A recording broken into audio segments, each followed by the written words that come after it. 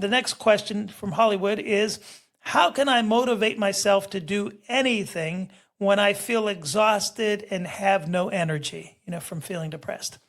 Well, the first thing to realize is doing things is very important in terms of getting better, because it helps you to prove to yourself that you can stand your personally undesirable situation.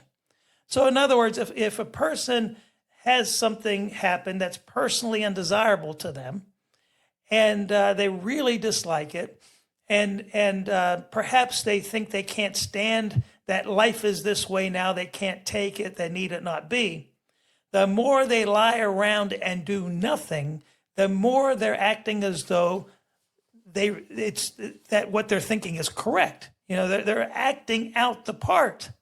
Okay.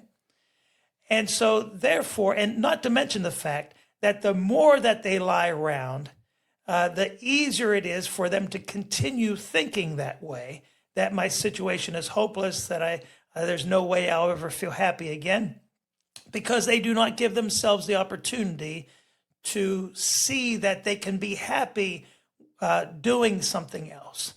They can find happiness in other things. Okay. So when people act as though that something is the end of the world, then they think that confirms their thinking, or they wouldn't be acting that way.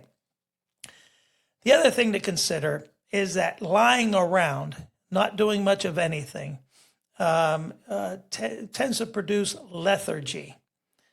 And then that tends to be labeled depression sometimes.